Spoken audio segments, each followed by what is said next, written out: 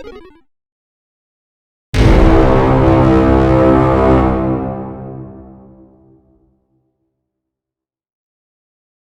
साथियों, आप सुन रहे हैं चाणक्य नीति कुकू एफएम पर एमडी मोटिवेशन के साथ। अभी तक आपने तीसरा अध्याय सुना था। अब हम बढ़ते हैं चौथे अध्याय की ओर, जहां चाणक्य हमें समझा रहे हैं कि शरीरधारी जीव के गर्भ काल में ही आयु, कर्म, धन, विद्या, मृत्यु, इन पांचों की सृष्टि साथ ही साथ हो जाती है। इस नीति के द्वारा चाणक्य मानव जीवन की सभी बातों को पूर्व निर्धारित मानते हैं। उनका मत है कि मनुष्य जीवन काल की अवधि मृत्यु, सुख, दुख, मान, अपमान, विद्या और संपत्ति का भोग सभी ईश्वर के अधीन है। बिना उसकी मर्जी के पत्ता तक नहीं हिलता। अतः सब कुछ उस पर छोड़कर मनुष्य को अपने कर्म पर ध्यान देना चाहिए। आगे चाणक्य समझाते हैं कि साधु महात्माओं के सत्संग से पुत्र, मित्र, बंधु और जो अनुराग करते हैं वे संसार के चक्र से छूट जाते हैं और उनके कुल धर्म से उनका कुल उज्जवल हो जाता है। भाव यह है कि जिस कुल में साधु महात्मा जैसा कोई पुत्र उत्पन्न हो जाता है, उसके सत्संग से बाकी सभी लोगों का भी सांसारिक परिष्कार हो जाता है। आगे समझाते हैं कि जिस प्रकार मछली देखरेख से, कछुई चिड़िया स्पर्श से सदैव अपने बच्चों का लालन पोषण करती है, वैसे ही अच्छे लोगों के साथ से सर्व प्रकार से रक्षा होती है। यहाँ चाणक्य सत्संगति पर जोर देते हैं और कहते हैं कि अच्छे लोगों का साथ होने पर किसी भी प्रकार की हानि नहीं होती है। सज्जनों का साथ सदैव सुखकारी और हितकारी होता है। चाणक्य कहते हैं कि यह नश्वर शरीर जब तक निरोग व स्वस्थ है या जब तक मृत्यु नहीं आती है, तब तक मनुष्य को अपने सभी पुण्य कर्म कर लेने चाहिए, क्योंकि अंत समय आने पर वह क्या कर पाएगा। समय किसी की प्रतीक्षा नहीं करता, समय गुजरता जाता है। इसलिए किसी भी कार्य को कल पर नहीं छोड़ना चाहिए। और कहा भी जाता है, कल करे सो आज कर, आज करे सो अब, पल में परलय होएगी फिर करेगा कब। अतः समय का कोई भरोसा नहीं है। जो पुण्य कर्म करने हैं अभी कर लेना चाहिए, फिर समय नहीं मिलेगा। आगे कहते हैं कि विद्या कामधेनु के समान इच्छा पूरी करने वाली होती है। विद्या से सभी फल समय पर प्राप्त होते हैं। विदेश में विद्या माता के समान रक्षा करती है।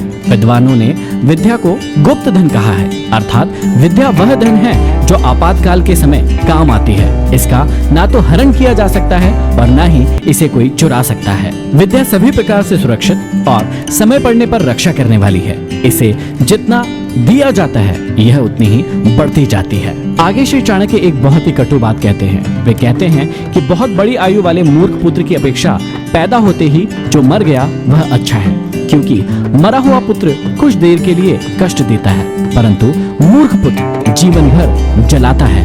आगे फिर चाणक्य कहते हैं कि उस गाय से क्या लाभ जो न बच्चा जने और ना ही दूध दे।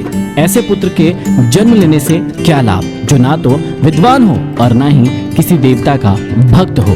भाव यह है कि दूध देने वाली गाय के समान ही ऐसा पुत्र की कामना की गई है जो विद्वान भी हो और ईश्वर में आस्था रखने वाला भी हो। और ऐसे बच्चे सदैव सुख देने वाले और माँ बाप का नाम रोशन करने वाले होते हैं। आगे इस चाणक्य समझाते हैं कि राजा एक ही बार बोलते हैं, मतलब आज्ञा देते हैं। पंडित लोग किसी कर्म के लिए एक ही बार बोलते हैं, मतलब बार बार श्लोक नहीं पढ़ते हैं। और कन्याएं भी एक ही बार दी जाती है। ये तीन एक ही बार होने से विशेष महत्व रखते हैं। राजा का, विद्वान का और कन्या के पिता का वचन अथवा कथन अटल होता है। आगे समझाते हैं कि तपस्या अकेले में, अध्ययन या पढ़ाई 2 के साथ और गाना 3 के साथ, यात्रा 4 के साथ, खेती 5 के साथ और युद्ध बहुत की सहायता से होने पर ही उत्तम होते हैं। फिर आगे कहते हैं कि पत्नी वही है जो पवित्र और चतुर है, पतिव्रता है।